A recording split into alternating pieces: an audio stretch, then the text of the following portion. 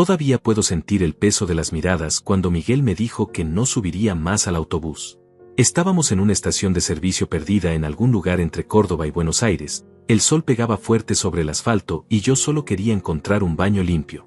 Había sido un viaje largo, mis piernas ya no aguantaban tanto tiempo sentado, y cuando bajé para estirarme un poco, pensé que tendríamos unos minutos para descansar todos juntos.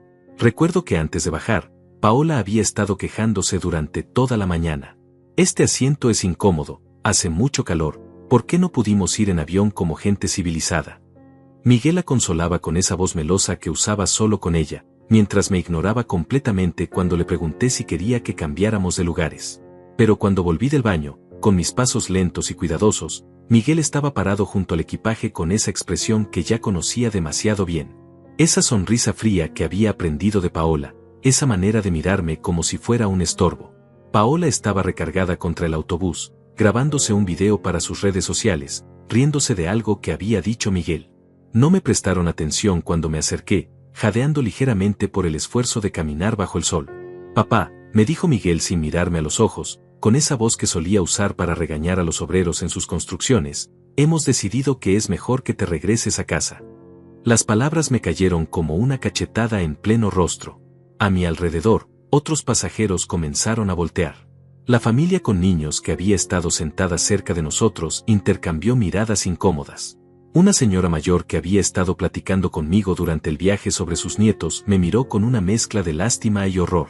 Sentí que el mundo se tambaleaba bajo mis pies, como si el asfalto caliente fuera arena movediza. ¿Cómo que me regrese?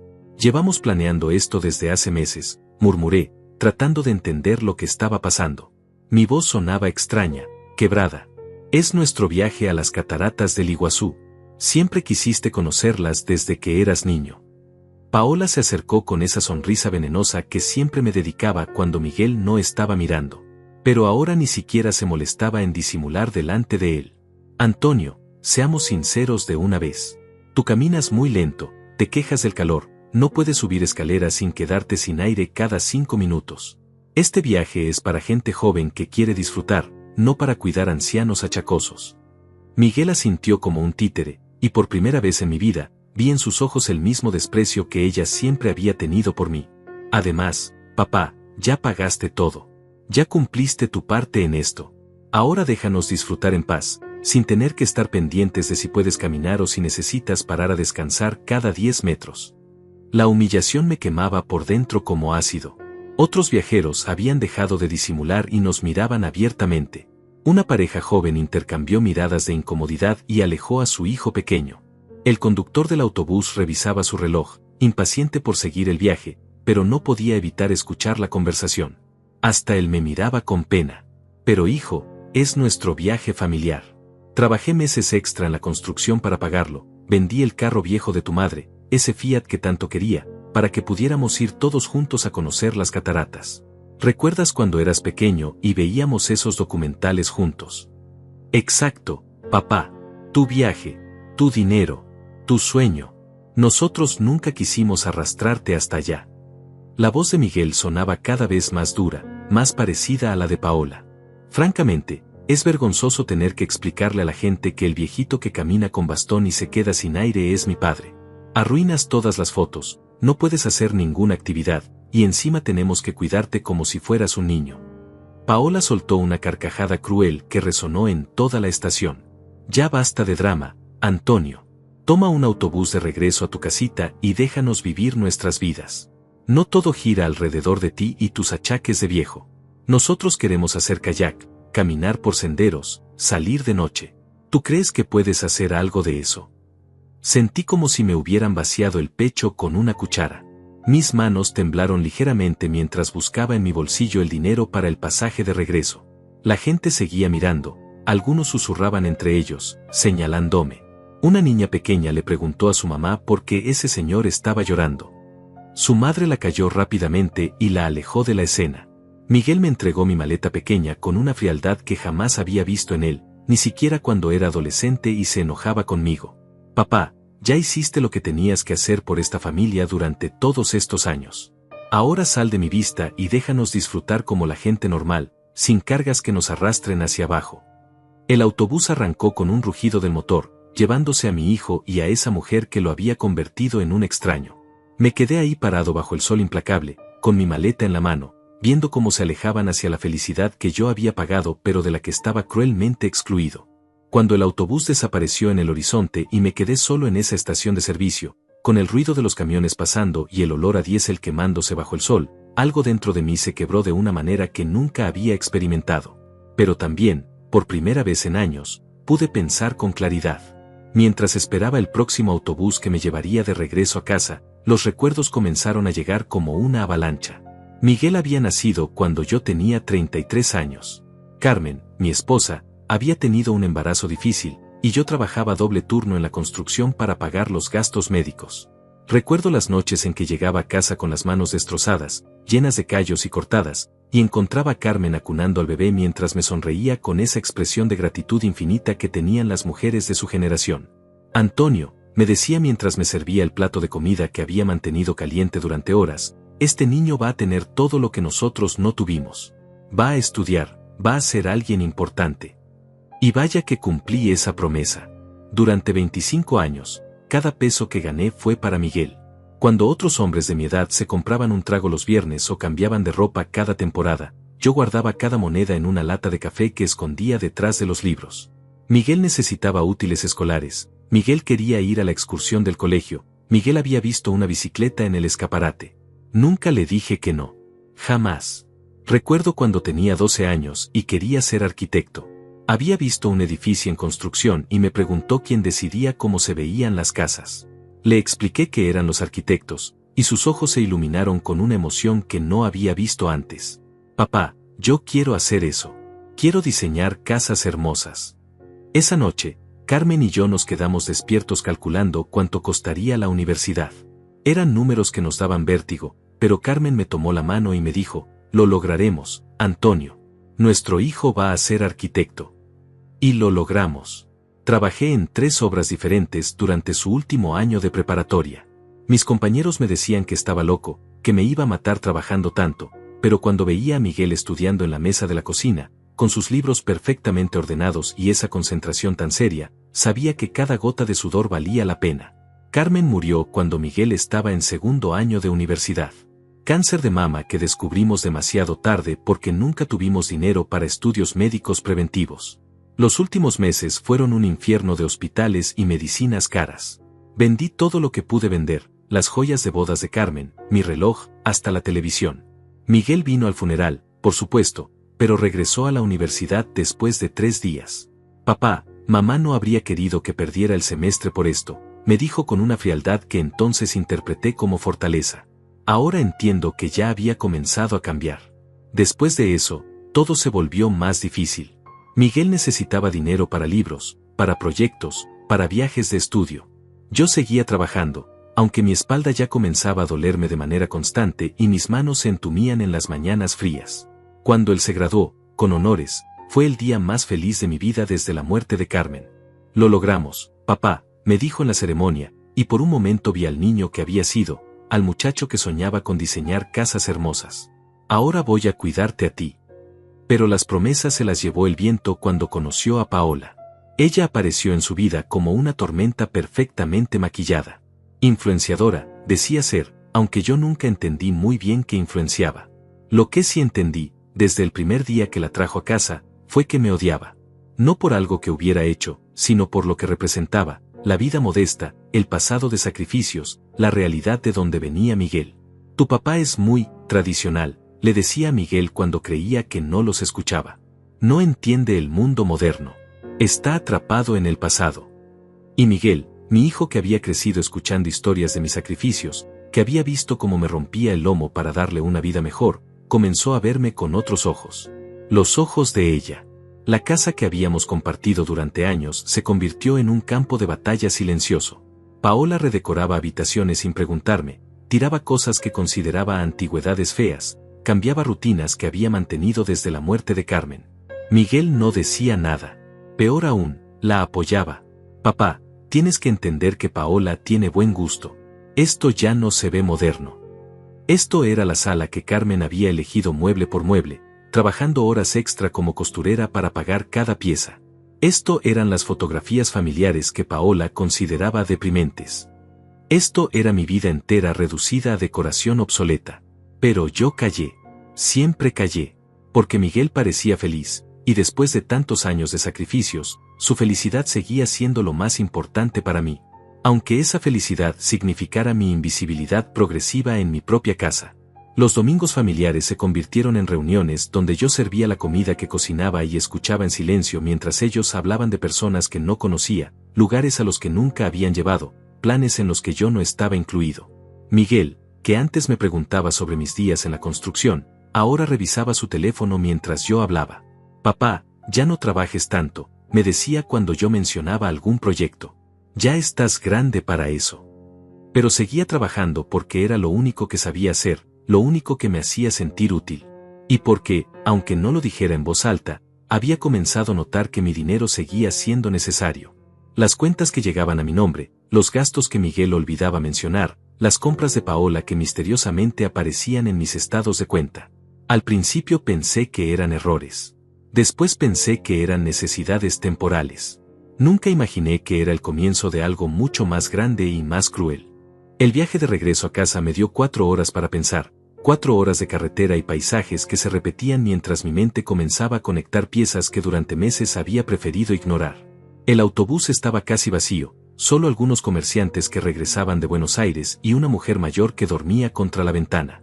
El silencio me permitió escuchar por primera vez el ruido que llevaba dentro, esa sensación de que algo no encajaba pero que nunca había querido examinar de cerca. Todo había comenzado sutilmente, hace aproximadamente un año.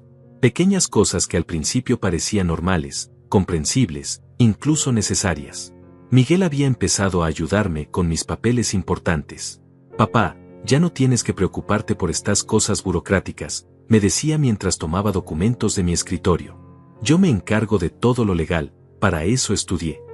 Al principio me sentí aliviado. Los trámites bancarios se habían vuelto más complicados con los años, las computadoras y los formularios digitales me confundían, y Miguel manejaba todo eso con una facilidad que yo admiraba. «Qué suerte tengo», le decía a los vecinos, «de tener un hijo profesional que me ayuda con los papeles». Pero después comenzaron las inconsistencias.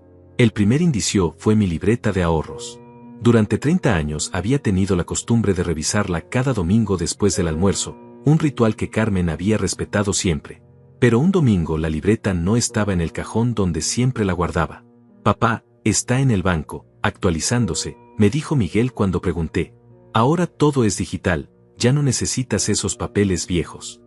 Pasaron 3 semanas antes de que la libreta apareciera de nuevo. Cuando finalmente la revisé, había movimientos que no recordaba haber autorizado. Retiros grandes, transferencias a cuentas que no conocía.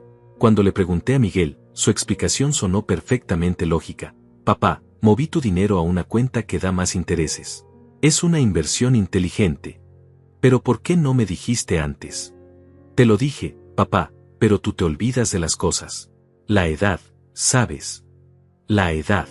Esa palabra comenzó a aparecer cada vez más en nuestras conversaciones.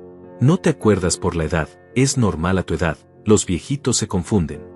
Cada vez que cuestionaba algo, cada vez que notaba una inconsistencia, la respuesta era la misma. Mi memoria fallaba, mi comprensión de las cosas modernas era limitada, mi capacidad para manejar asuntos importantes había disminuido. Y yo comencé a creerlo. El segundo indicio fue el terreno que había comprado años atrás en las afueras de la ciudad. Un pedazo de tierra que Carmen y yo habíamos soñado convertir en una casita para nuestra vejez, lejos del ruido urbano. Un sábado, mientras organizaba papeles, no pude encontrar la escritura. «Papá, tuvimos que venderlo», me dijo Miguel con esa sonrisa que había aprendido a usar cuando me daba noticias que sabía que no me gustarían. «Necesitábamos el dinero para la boda, ¿recuerdas?» Pero yo recordaba perfectamente la conversación sobre la boda. Miguel me había pedido dinero, yo había aceptado sacar de mis ahorros, nunca habíamos hablado de vender el terreno. «Hijo, ese terreno era para tu herencia, para cuando yo ya no esté. Papá, mejor usémoslo ahora que podemos disfrutarlo juntos. Además, Paola y yo estamos pensando en comprar un departamento más grande. Este dinero nos va a ayudar mucho». La lógica parecía sólida, pero algo en mi estómago se revolcaba. Esa noche no pude dormir, dándole vueltas a la conversación, tratando de recordar si realmente habíamos hablado de vender el terreno. Cada vez estaba más seguro de que no. El tercer indicio llegó en forma de facturas. Comenzaron a llegar cuentas a mi nombre de cosas que nunca había comprado, un televisor de pantalla gigante, muebles caros, incluso un auto. Cuando preguntaba, Paola siempre tenía una explicación. Antonio, Miguel te preguntó y tú dijiste que sí. ¿Ya no te acuerdas? Y Miguel asentía, con esa expresión de paciencia infinita que usan los adultos con los niños pequeños. Papá, hablamos de esto. Dijiste que podíamos usar tu crédito porque el nuestro aún no estaba bien establecido. Pero yo tenía la certeza, una certeza que me quemaba en el pecho, de que esas conversaciones nunca habían existido. Cada vez que trataba de protestar, de aclarar, de poner límites, la respuesta era la misma. Mi memoria me estaba fallando, era normal a mi edad, ellos solo estaban cuidándome y protegiéndome de decisiones complicadas. El cuarto indicio fue el más cruel de todos. Una tarde, mientras Paola estaba en la cocina preparando algo que olía delicioso, escuché su voz mezclada con la de Miguel en la sala. Hablaban en voz baja, pero las paredes de la casa eran delgadas. Ya casi está todo listo, decía ella. En unos meses más tendremos acceso completo. ¿Estás segura de que no se va a dar cuenta?, preguntaba Miguel, y mi corazón se detuvo al escuchar la ansiedad en su voz. Miguel, tu papá ya está senil. Mira cómo se confunde con las fechas, cómo olvida las conversaciones. Cuando tengamos la casa y las cuentas a nuestro nombre, va a ser lo mejor para él. No va a tener que preocuparse por nada. Es que me da pena, Paola. Ha trabajado tanto toda su vida. Por eso mismo, amor. Ya trabajó bastante. Ahora le toca descansar y dejarnos a nosotros manejar las cosas importantes. Es lo natural, ¿no? Me quedé paralizado detrás de la puerta, con el corazón latiendo tan fuerte que temí que pudieran escucharlo. No era mi imaginación. No era mi memoria fallando. No era la edad. Era una traición tan fría y calculada que me costó trabajo respirar. Esa noche, después de que se fueron a dormir, me senté en la cocina con una taza de café que se fue enfriando entre mis manos temblorosas. Por primera vez en meses, mi mente estaba completamente clara. Como si una neblina espesa se hubiera disipado de golpe. Llevaban un año robándome sistemáticamente. Un año manipulándome, haciéndome creer que perdía la cabeza, que no podía confiar en mi propia memoria. Un año convirtiéndome en un extraño en mi propia vida. Y lo peor de todo, mi propio hijo, el niño por el que había sacrificado todo, era el arquitecto de mi destrucción. Pero esa noche, sentado en la oscuridad de mi cocina, tomé la primera decisión realmente mía en mucho tiempo. Iba a descubrir exactamente qué habían hecho, hasta el último detalle. Iba a recuperar cada documento, cada cuenta, cada propiedad que había desaparecido misteriosamente. Y lo iba a hacer en silencio, tal como ellos habían hecho conmigo. La diferencia era que yo tenía 40 años de experiencia construyendo cosas que duraran. Y ahora iba a construir mi venganza con la misma paciencia y precisión con la que había construido la vida que ellos me estaban quitando. Los días que siguieron a mi regreso fueron los más extraños de mi vida. Miguel y Paola todavía estaban disfrutando su viaje prolongado, enviando fotos a las redes sociales desde las cataratas del Iguazú, mientras yo me movía por mi propia casa como un fantasma investigando los rastros de mi propia desaparición. Por primera vez en un año, tenía acceso libre a mis papeles, a mis cajones, a los rincones donde guardaba mis documentos más importantes. Lo que encontré fue peor de lo que había imaginado.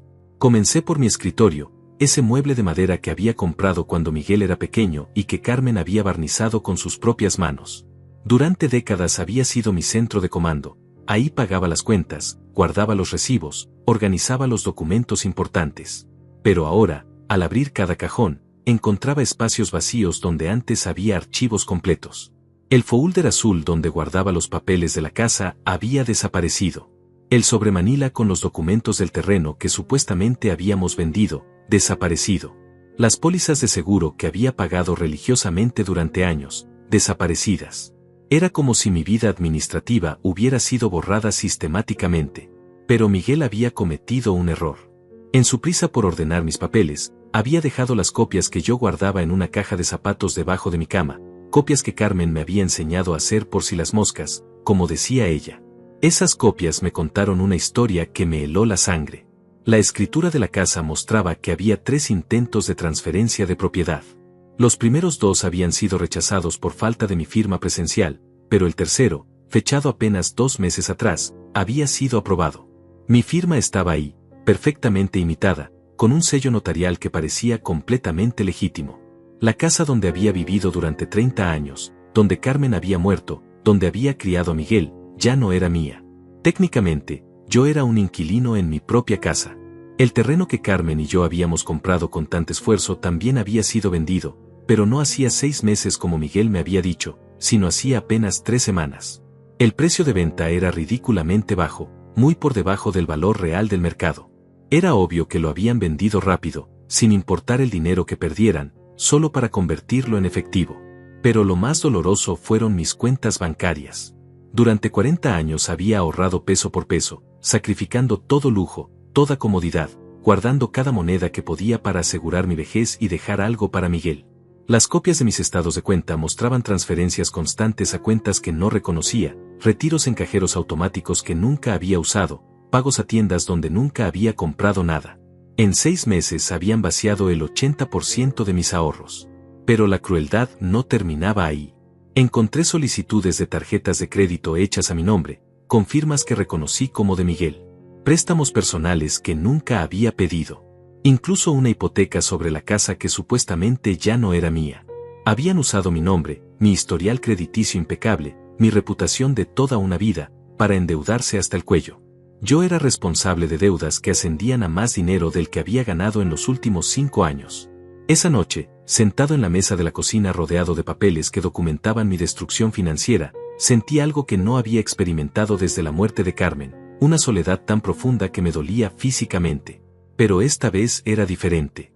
Carmen había muerto por una enfermedad, algo contra lo que habíamos luchado juntos hasta el final. Esto era una traición deliberada, calculada, ejecutada por las únicas 2 personas en el mundo en quienes había confiado ciegamente. Al día siguiente decidí salir de casa por primera vez desde mi regreso. Necesitaba confirmar lo que los papeles me habían revelado, necesitaba escuchar de fuentes oficiales la magnitud de lo que me habían hecho. Mi primera parada fue el banco donde había tenido mi cuenta durante 30 años. La cajera que siempre me atendía, una mujer joven llamada Paula que conocía mi rutina de depositar cada quincena religiosamente, me recibió con una sonrisa que se desvaneció cuando vio mi expresión. «Señor Duarte, ¿cómo está? Hace tiempo que no lo veíamos por aquí». «Paula, necesito saber exactamente qué pasó con mi cuenta de ahorros». Ella revisó su computadora y su expresión cambió gradualmente de amabilidad a preocupación. «Señor Duarte, según nuestros registros, usted autorizó todas estas transferencias. Su hijo Miguel tiene poder legal sobre sus cuentas desde hace 8 meses». ¿Poder legal? Yo nunca firmé ningún poder legal. Paula me mostró un documento en la pantalla. Ahí estaba mi firma, perfectamente falsificada, en una autorización que supuestamente le daba a Miguel control total sobre mis finanzas. La fecha era del día después de que Carmen cumpliera 1 año de muerta, un día que recordaba perfectamente porque lo había pasado llorando en el cementerio. «Señor Duarte, ¿está usted diciendo que esta no es su firma?». La pregunta quedó flotando en el aire mientras yo miraba la pantalla, reconociendo mi propia caligrafía reproducida con una precisión que solo podía venir de años de práctica. Miguel había tenido acceso a miles de documentos firmados por mí, décadas de ejemplos para perfeccionar la imitación. «No», dije finalmente, mi voz sonando extraña y lejana. «Esta no es mi firma». Paula me miró con una mezcla de compasión y preocupación profesional. «Señor Duarte, si lo que me está diciendo es cierto, esto es un caso de fraude bancario. Tendríamos que reportarlo a las autoridades». Pero yo no estaba listo para ese paso todavía. Necesitaba entender primero la magnitud completa de lo que había pasado, necesitaba tener todas las piezas antes de tomar cualquier decisión irreversible. Mi siguiente parada fue la notaría donde supuestamente había firmado la transferencia de la casa. El notario, un hombre mayor llamado Lorenzo que conocía de vista, me recibió con sorpresa. «Don Antonio, qué gusto verlo. ¿Cómo está adaptándose a su nueva situación habitacional?». «¿Nueva situación?». «Bueno, después de que transfirió la propiedad a su hijo. Nos comentó que se iba a quedar viviendo ahí pero como inquilino, que era más conveniente para sus impuestos». «Señor Lorenzo, yo nunca vine a su notaría a firmar ninguna transferencia». El silencio que siguió fue ensordecedor. Lorenzo revisó sus archivos con manos temblorosas y me mostró el documento. Ahí estaba mi firma otra vez, con una fecha que recordaba perfectamente, el día que Miguel me había llevado a firmar unos papeles del seguro médico. Don Antonio, usted estuvo aquí personalmente. Yo mismo tomé sus huellas digitales. Mis huellas. Me mostró la tarjeta con las huellas dactilares. Eran mías, sin duda alguna. Miguel había sido más cuidadoso de lo que pensaba. No solo había falsificado mi firma, sino que me había llevado físicamente a firmar documentos diciéndome que eran una cosa cuando en realidad eran otra completamente diferente. Regresé a casa esa tarde con la certeza absoluta de que había sido víctima del robo más elaborado y cruel que pudiera imaginar. Pero también con algo más, la comprensión de que mi hijo no era simplemente un joven influenciado por una mujer ambiciosa. Era un estafador profesional que había usado mi amor incondicional y mi confianza absoluta para ejecutar un plan que probablemente había estado diseñando durante años.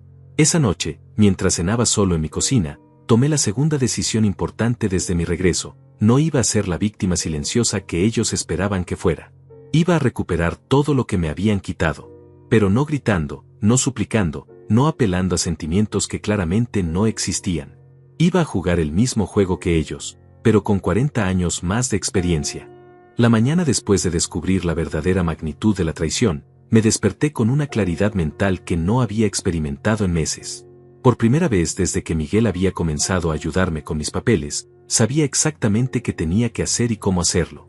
El dolor seguía ahí, como una herida profunda en el pecho, pero estaba acompañado de algo nuevo, una determinación fría y metódica que me recordaba los días en que construía cimientos que tenían que durar décadas.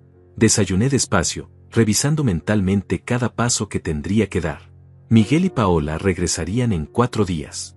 4 días para construir la estructura de mi contraataque, para documentar cada movimiento, para asegurarme de que cuando ellos volvieran, yo tendría todas las armas necesarias no solo para defenderme, sino para recuperar lo que era mío. Mi primera parada fue el bufete de abogados más respetado de la ciudad. Durante años había pasado frente a esa oficina en mis trayectos al trabajo, siempre pensando que lugares así eran para gente más importante que yo. Pero esa mañana, vestido con mi mejor camisa y con una carpeta llena de documentos bajo el brazo, entré con la confianza de un hombre que sabía exactamente lo que valía. La recepcionista, una mujer joven de unos 30 años, me miró con esa mezcla de profesionalismo y curiosidad que reservan para los clientes inesperados. Buenos días, ¿en qué podemos ayudarle? Necesito hablar con un abogado especializado en fraude financiero y familiar. Es urgente.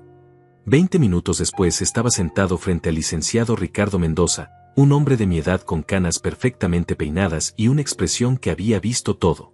Extendí mis documentos sobre su escritorio de caoba y le conté mi historia sin adornos, sin autocompasión, solo hechos puros y duros.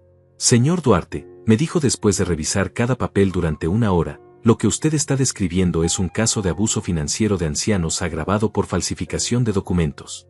Las pruebas que tiene aquí son más que suficientes para proceder criminalmente contra su hijo. No quiero que vaya a la cárcel, respondí inmediatamente. Solo quiero recuperar lo que es mío. El licenciado Mendoza me miró por encima de sus lentes. Señor Duarte, entienda que estamos hablando de delitos graves. Su hijo no solo falsificó su firma, sino que usó documentos apócrifos para estafarlo. El notario que permitió esas transacciones también está en problemas serios. Licenciado, yo trabajé toda mi vida construyendo casas. Cuando una casa tiene problemas estructurales, uno no la dinamita. La repara, la refuerza, la deja mejor que antes. Quiero reparar esto, no destruirlo. Después de 2 horas de consulta, salí de ahí con un plan de acción claro. El licenciado Mendoza había aceptado representarme bajo una condición: tendríamos que movernos rápido y con precisión quirúrgica. Cada documento falsificado sería impugnado, cada transferencia no autorizada sería revertida, cada cuenta vacía sería restituida. Mi segunda parada fue la Comisión Nacional Bancaria. Si Miguel creía que podía usar mi nombre para endeudarse indefinidamente, estaba a punto de descubrir lo equivocado que estaba. Presenté formal denuncia por falsificación de documentos bancarios y solicité la congelación inmediata de todas las cuentas y tarjetas de crédito abiertas en mi nombre sin mi autorización. Señor Duarte, me explicó la funcionaria encargada, tenemos que informarle que esto va a tener consecuencias inmediatas para cualquier persona que esté usando esas cuentas. Las tarjetas serán canceladas en las próximas 24 horas. Entiendo perfectamente, respondí. Esas son exactamente las consecuencias que busco. Mi tercera parada fue el banco donde Miguel había abierto sus cuentas principales. Durante mis años de construcción había aprendido que la información es poder, y necesitaba saber exactamente dónde habían puesto mi dinero. La cajera Paula, que ya conocía mi situación, me ayudó a rastrear las transferencias. Señor Duarte, según nuestros registros, la mayoría del dinero fue transferido a una cuenta mancomunada a nombre de Miguel Duarte y Paola Dainais. Esa cuenta tiene un saldo actual de 480,000 pesos. 480,000 pesos. Casi todo lo que había ahorrado en 40 años de trabajo, todo lo que había guardado para mi vejez, todo lo que había planeado dejar como herencia, estaba sentado en una cuenta que compartían como si fuera dinero que hubieran ganado juntos. Paula, necesito que congele esa cuenta también. Tengo una orden judicial. El papel que el licenciado Mendoza había preparado funcionó como magia. En menos de una hora, Miguel y Paola habían perdido acceso a mi dinero robado. Mi cuarta parada fue la más dolorosa pero también la más necesaria, la casa de los padres de Paola. Necesitaba entender si ellos sabían lo que su hija estaba haciendo, si eran cómplices o simplemente víctimas de las mentiras de ella como yo lo había sido. Dolores, la madre de Paola, me recibió en su sala con una cortesía nerviosa. Era una mujer trabajadora, de manos ásperas como las mías, que claramente no entendía el mundo glamoroso en el que vivía su hija. Don Antonio, qué sorpresa verlo por aquí. ¿Cómo está disfrutando su nueva casa? ¿Nueva casa? Sí, la que compraron Miguel y Paola con la herencia que usted les dejó. Paola nos contó que usted había decidido regalarles todo para empezar su nueva vida juntos. El estómago se me revolvió al entender que ni siquiera los padres de Paola sabían la verdad. Para ellos, yo era un abuelo generoso que había decidido entregar mi patrimonio en vida.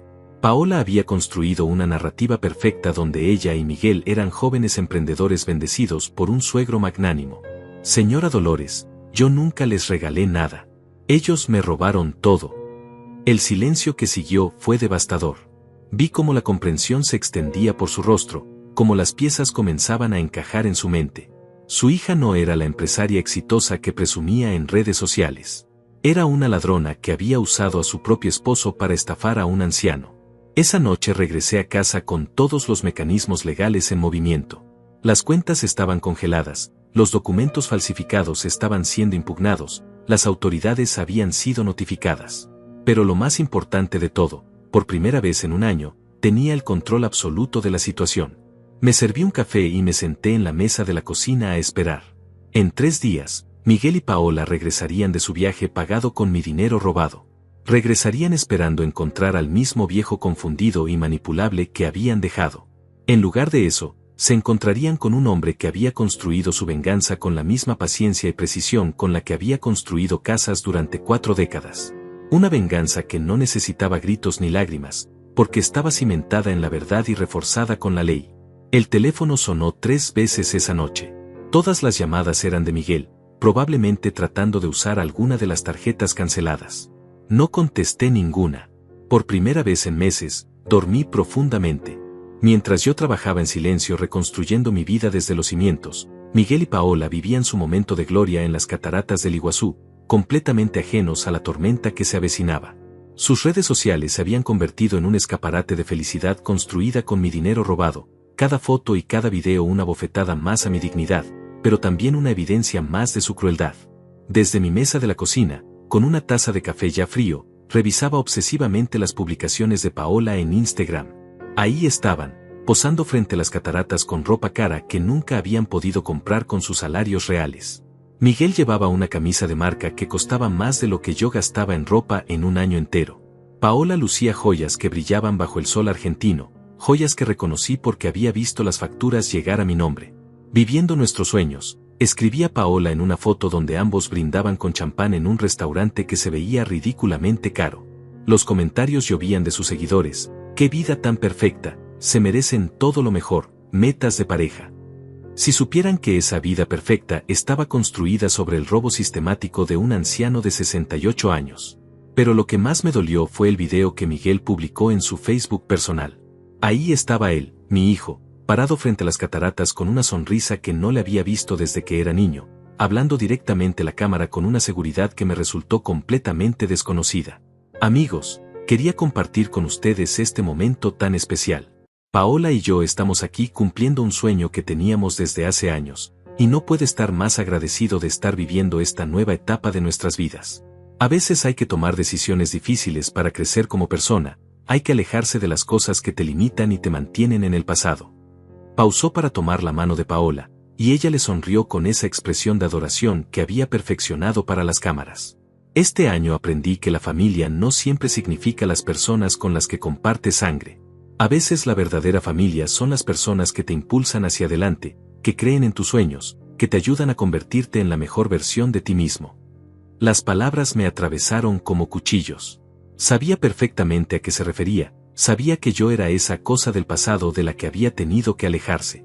Para él, robarme no había sido un crimen, sino una liberación. Una forma de crecer como persona. Los comentarios bajo el video eran aún peores. Miguel, ¿qué sabías palabras? A veces hay que cortar las ramas secas para que el árbol florezca. Tienes razón, bro. La gente tóxica te drena la energía, aunque sea familia. Se nota que están en una vibra completamente diferente.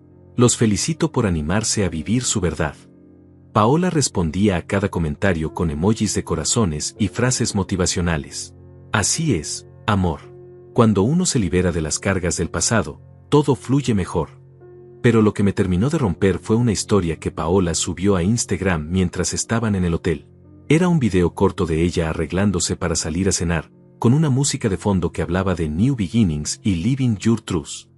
En medio del video, mientras se ponía unos aretes que reconocí como los que Carmen usaba en ocasiones especiales, miró directamente a la cámara y dijo: chicas, les juro que este año fue de puras transformaciones. A veces uno tiene que ser fuerte y tomar decisiones que duelen, pero que al final te llevan a donde tienes que estar. Mi esposo y yo decidimos cortar con todo lo que nos tenía estancados, y miren dónde estamos ahora. Mostró la habitación del hotel, la vista a las cataratas, la ropa esparcida sobre la cama de una suite que costaba más por noche de lo que yo ganaba en una semana. No dejen que nadie los haga sentir culpables por elegir su felicidad. La vida es una sola, y uno se merece vivirla sin cargas ajenas. Cargas ajenas. Eso era yo para ella. Una carga ajena de la que finalmente se habían liberado. Esa noche no pude dormir. Me quedé en la sala, con la televisión encendida pero sin sonido, pensando en todo lo que había perdido y en todo lo que estaba a punto de recuperar. Porque mientras ellos celebraban su liberación con mi dinero robado, yo había pasado 3 días construyendo meticulosamente su caída. A las 2 de la mañana, mi teléfono vibró con un mensaje de Miguel. Era la primera vez que intentaba contactarme desde que me habían abandonado en esa estación de servicio. Papá, espero que estés bien. Estamos teniendo problemas con las tarjetas aquí en Argentina. ¿Puedes checar qué pasa? Te llamamos mañana. No respondí, pero sonreí por primera vez en días. Los problemas con las tarjetas eran exactamente lo que había estado esperando. Las cuentas congeladas, los créditos cancelados, el acceso bloqueado a todo el dinero que habían robado. En algún momento de las próximas horas, se darían cuenta de que su paraíso financiero se había evaporado. Al día siguiente, las publicaciones cambiaron de tono. Ya no había fotos de restaurantes caros ni videos celebrando su nueva vida. En lugar de eso, Miguel publicó un mensaje escueto: algunos problemas técnicos con el banco. Acortamos el viaje para resolver todo en casa.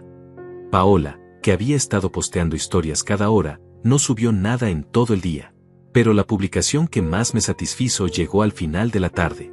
Era una foto de Miguel en el aeropuerto, sin Paola a la vista, con una expresión que me resultó completamente familiar, la misma cara de derrota que había puesto cuando era niño y había roto algo valioso por accidente.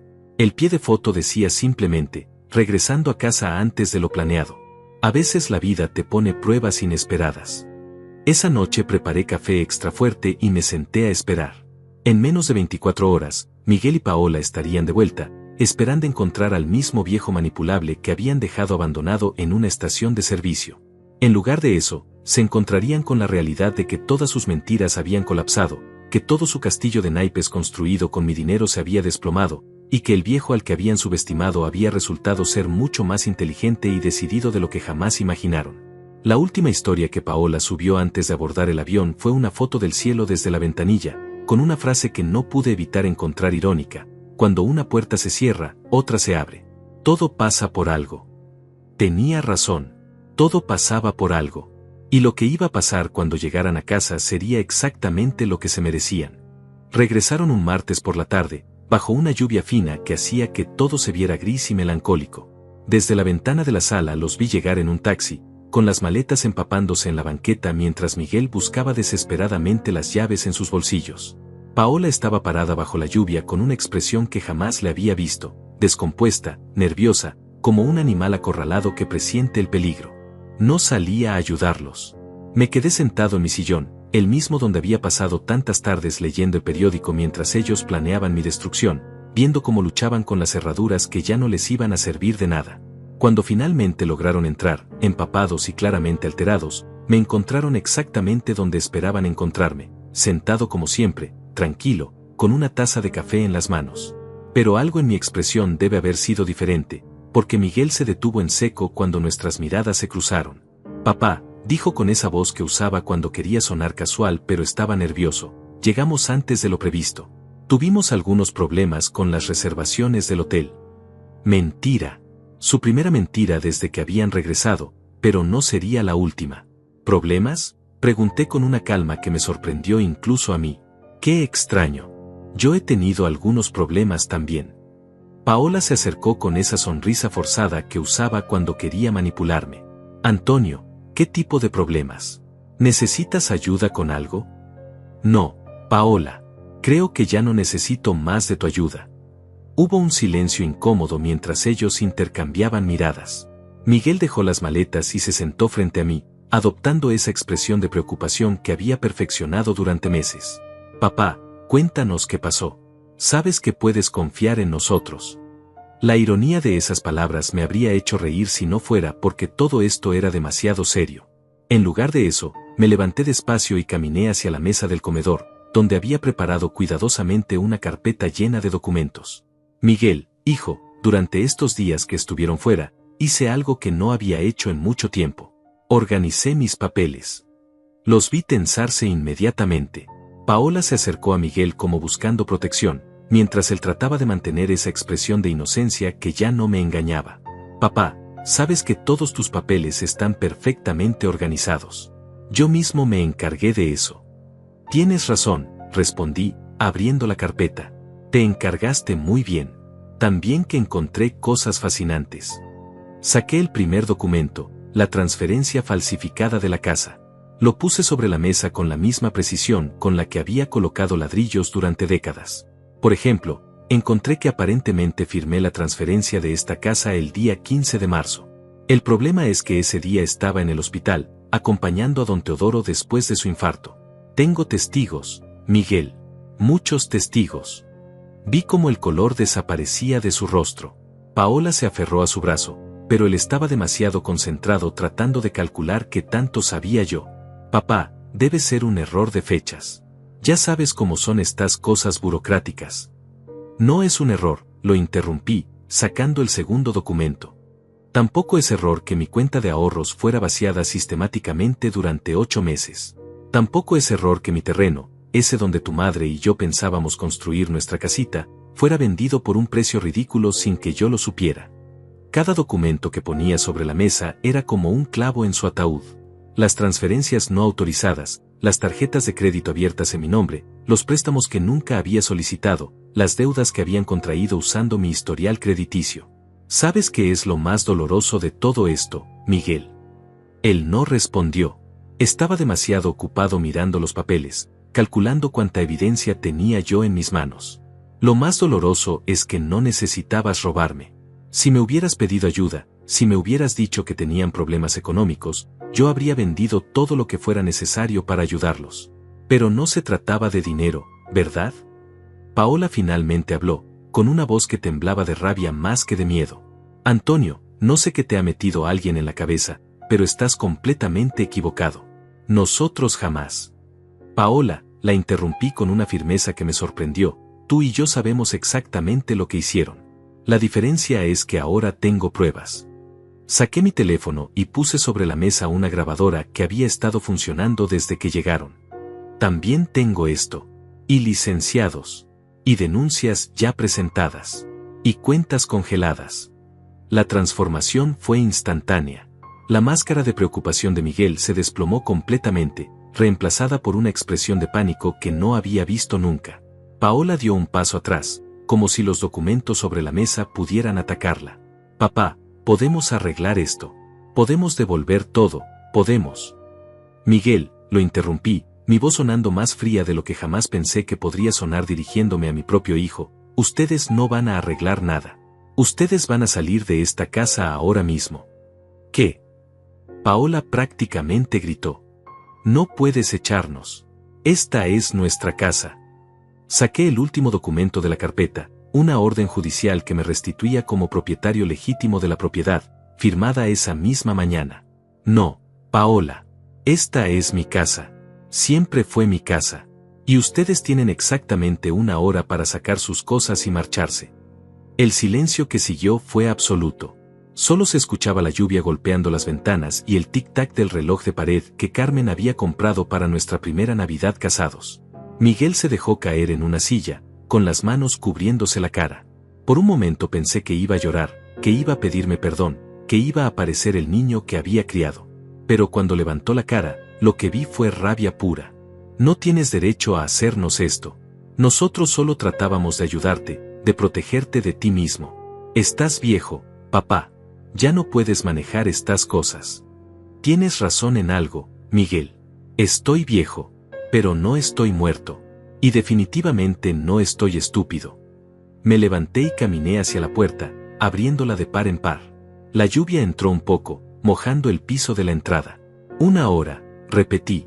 Después de eso, cualquier cosa que quede aquí será considerada basura abandonada. Paola explotó finalmente. Eres un viejo miserable. Te dimos los mejores años de nuestras vidas. Miguel sacrificó todo por cuidarte. Me volteé hacia ella con una calma que me resultó extraña. Paola, los únicos años que me dieron fueron años de mentiras, manipulación y robo. Ahora váyanse. No gritaron más. No suplicaron. No pidieron perdón. Simplemente subieron las escaleras y comenzaron a empacar, mientras yo me quedaba abajo escuchando los ruidos de gavetas siendo vaciadas y maletas siendo cerradas. 57 minutos después, salieron por esa puerta llevándose solo lo que legalmente les pertenecía. No me dijeron adiós. Cerré la puerta detrás de ellos y, por primera vez en un año, estuve completamente solo en mi propia casa. El silencio no me molestó. Por el contrario, me dio paz. Los primeros días después de que se marcharon fueron extrañamente silenciosos. Caminaba por la casa redescubriéndola, como si fuera la primera vez que la veía sin la sombra de la traición cerniendo sobre cada rincón. Abrí ventanas que habían estado cerradas durante meses, moví muebles que Paola había reubicado sin preguntarme, y lentamente fui devolviendo a mi hogar el alma que había perdido. Pero sabía que el silencio no duraría para siempre. El primer intento de contacto llegó 3 días después. Una llamada a las 6 de la mañana, cuando el teléfono sonó con esa insistencia que solo tienen las emergencias o la desesperación. No contesté, pero siguió sonando cada hora, durante todo el día. 15 llamadas perdidas de Miguel, todas ignoradas. El cuarto día aparecieron en persona. Estaba regando las plantas de Carmen en el jardín trasero, una rutina que había retomado después de meses de descuido, cuando escuché el timbre. Una vez, 2 veces, 3 veces. Después comenzaron los golpes en la puerta, cada vez más fuertes, más desesperados. Papá, por favor, tenemos que hablar. La voz de Miguel sonaba quebrada, completamente diferente a la frialdad con la que me había hablado en la estación de servicio. Pero yo seguí regando las rosas, como si los gritos vinieran de otra casa, de otra vida. Antonio, por favor, abre la puerta. Podemos arreglar esto. Esa era Paola, pero sin la arrogancia que siempre había caracterizado su voz. Sonaba asustada, desesperada. Bueno, los golpes continuaron durante casi una hora. Después se detuvieron, y desde la ventana del segundo piso los vi sentados en la banqueta, esperando. Miguel tenía la cabeza entre las manos. Paola miraba su teléfono constantemente, como si esperara un milagro digital que resolviera sus problemas. No bajé. No abrí la puerta. No existían para mí. Al anochecer se fueron, pero dejaron una carta debajo de la puerta. La leí esa noche, sentado en la mesa de la cocina, con la misma expresión que habría usado para leer las noticias del periódico. Papá, sé que estás enojado y tienes derecho a estarlo. Cometimos errores, pero todo lo que hicimos fue pensando en tu bienestar. Queríamos ahorrarte las preocupaciones de manejar tanto dinero y tantas propiedades a tu edad. Nunca quisimos lastimarte. Por favor, podemos sentarnos a hablar como familia. Te amo, papá. Siempre has sido el hombre más importante de mi vida. Doblé la carta cuidadosamente y la puse en el cajón junto a todos los otros documentos de este capítulo de mi vida. No como un recuerdo emotivo, sino como evidencia más de su deshonestidad. Porque incluso ahora, incluso atrapados y desenmascarados, seguían mintiendo. Los días siguientes trajeron una escalada de intentos cada vez más desesperados. Mensajes de texto que llegaban a todas horas. Papá, por favor, respóndeme. Solo quiero saber que estás bien. Estoy muy preocupado por ti, no has contestado en una semana. Te amo, papá. Por favor, no me cortes así. Después llegaron los intermediarios. La señora Dolores, la madre de Paola, apareció un martes por la tarde con los ojos rojos de llorar. Don Antonio, por favor, reconsidere su decisión. Paola está destrozada, dice que usted los echó sin explicación. Ellos son jóvenes, pueden cambiar. La escuché pacientemente, sirviéndole té como había hecho Carmen con las visitas durante tantos años. Cuando terminó de hablar, le dije simplemente, señora Dolores, pregúntele a su hija dónde está el dinero de mi cuenta de ahorros. Pregúntele quién firmó los papeles de mi casa. Pregúntele por qué me abandonaron en una estación de servicio como si fuera basura. Se fue sin terminar el té. El viernes llegó Lorenzo, mi viejo compañero de construcción, con un mensaje de Miguel. Antonio, el muchacho está desesperado. Dice que todo fue un malentendido, que puede explicarte todo si le das una oportunidad. Lorenzo, le respondí mientras compartíamos una cerveza en el jardín, si tu hijo te robara los ahorros de toda tu vida y después te dijera que fue un malentendido, ¿tú qué harías? Lorenzo se quedó callado durante un largo rato, mirando las plantas que Carmen había cuidado tanto. Finalmente asintió y no volvió a mencionar el tema. Pero el intento más patético llegó 2 semanas después. Era domingo por la mañana, y había ido a misa como todos los domingos desde la muerte de Carmen. Cuando regresé, encontré a Miguel sentado en los escalones de la entrada, con una apariencia que me impactó. Había perdido peso, tenía ojeras profundas, su ropa estaba arrugada como si hubiera dormido con ella puesta. Papá, me dijo cuando me vio llegar, he estado aquí desde las 5 de la mañana esperándote. No respondí. Saqué mis llaves y comencé a abrir la puerta. Papá, por favor. Solo 5 minutos. 5 minutos para explicarte todo. Me detuve con la llave a medio girar. Por un segundo, solo por un segundo, vi al niño que había criado, al muchacho que solía esperarme sentado en esos mismos escalones cuando regresaba del trabajo. Pero cuando habló de nuevo, la ilusión se desvaneció. Papá, no podemos vivir así. Paola y yo estamos en un hotel barato, tuvimos que vender nuestro carro, estamos comiendo una vez al día. No tenemos nada. Ahí estaba. No una disculpa, no un reconocimiento de lo que habían hecho, sino una queja de que las consecuencias de sus actos les estaban causando inconvenientes. Miguel, le dije sin voltear a mirarlo, durante 40 años trabajé para que tú nunca tuvieras que preocuparte por el dinero. Sacrifiqué todo para darte educación, oportunidades, un futuro. Y tú usaste todo eso para robarme y humillarme. Papá, podemos devolver todo. Podemos arreglar los papeles, podemos.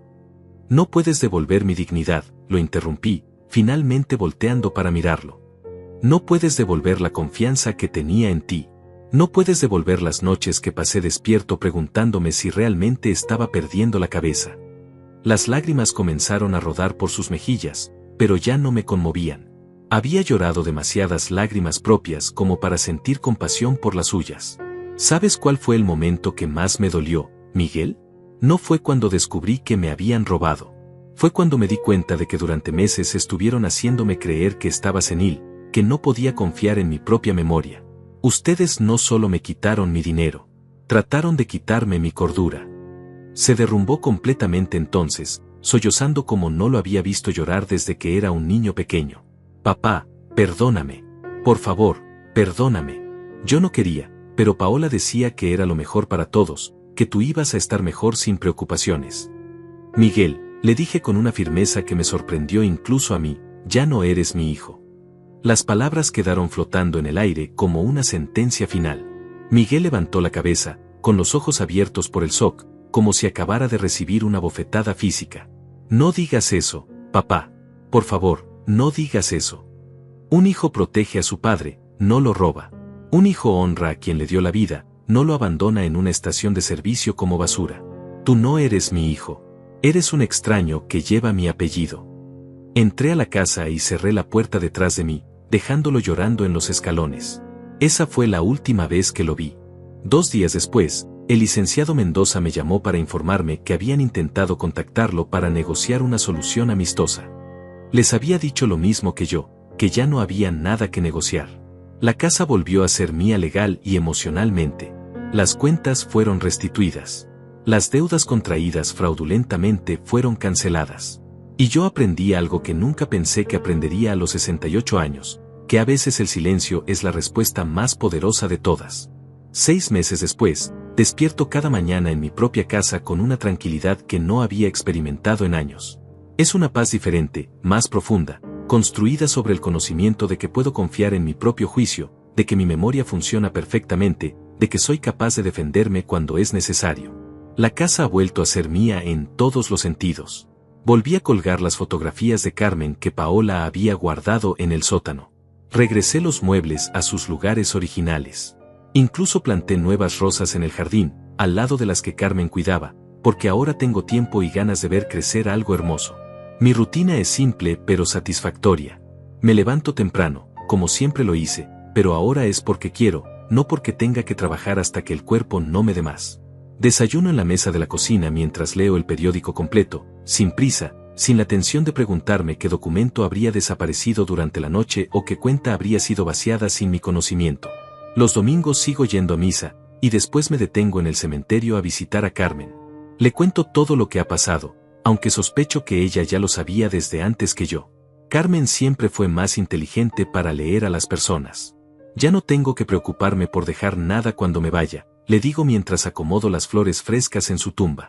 Ya no tengo que preocuparme porque alguien robe lo que construimos juntos. La soledad no me pesa como pensé que lo haría. Durante 40 años viví con la compañía de Carmen, y después con la presencia tóxica de Miguel y Paola. Ahora descubro que hay una diferencia enorme entre estar solo y estar en paz. Prefiero 1000 veces la soledad honesta que la compañía traicionera. Algunos vecinos, que conocen pedazos de la historia, me miran con una mezcla de compasión y admiración.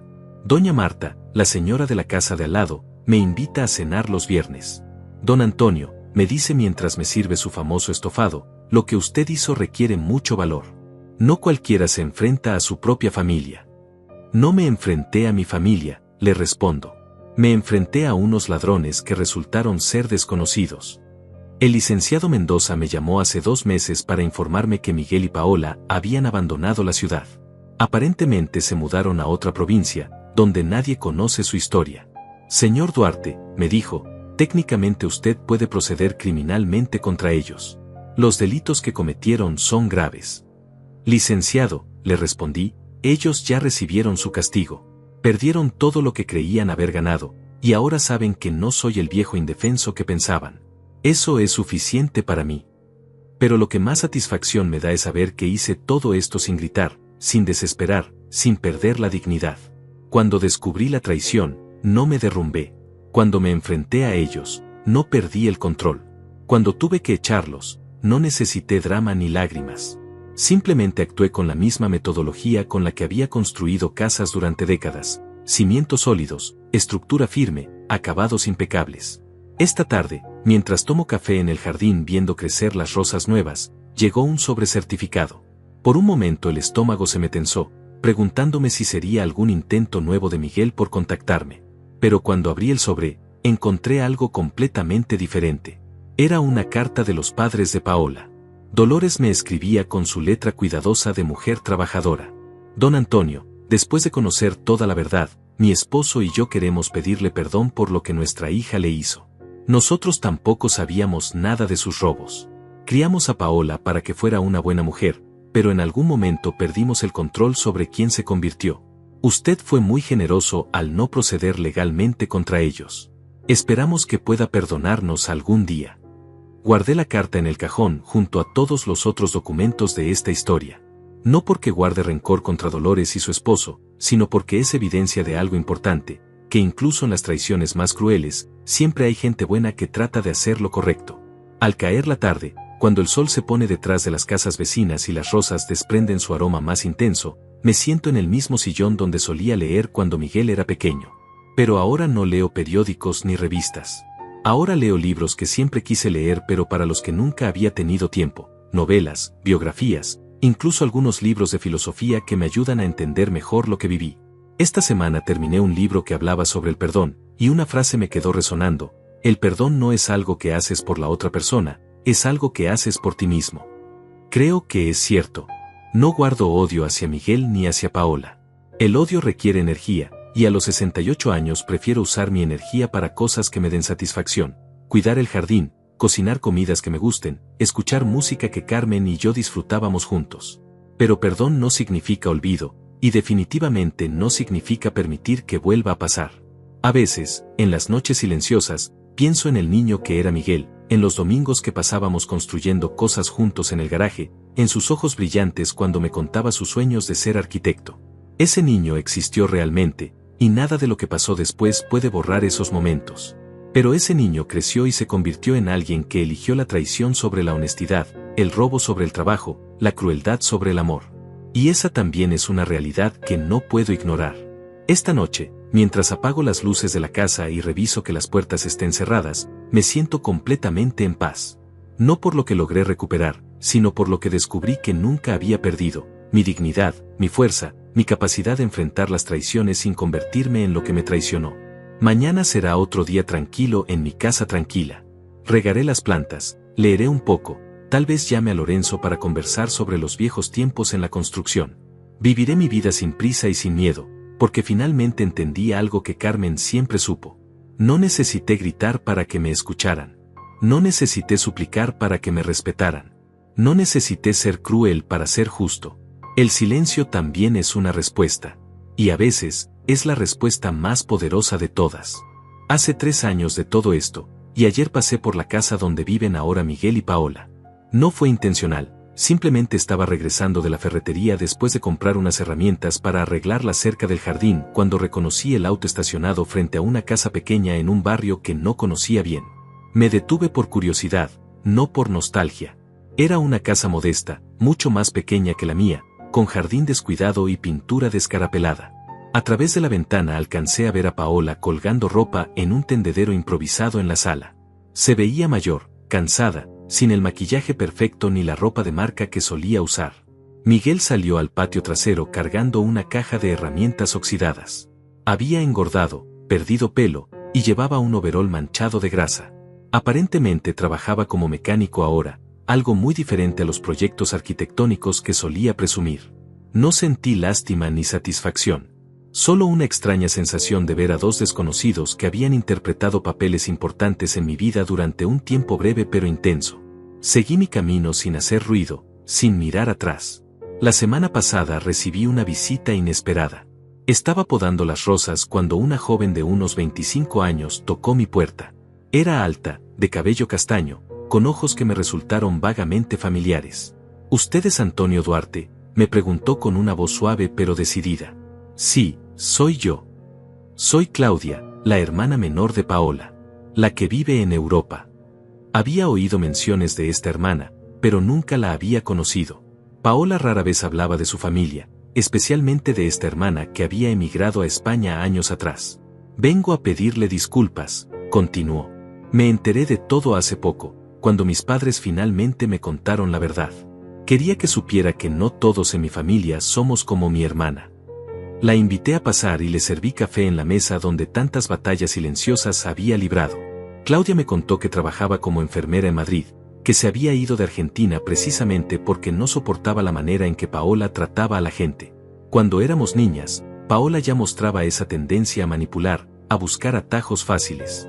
Mis padres la consentían porque era la más bonita, la más carismática.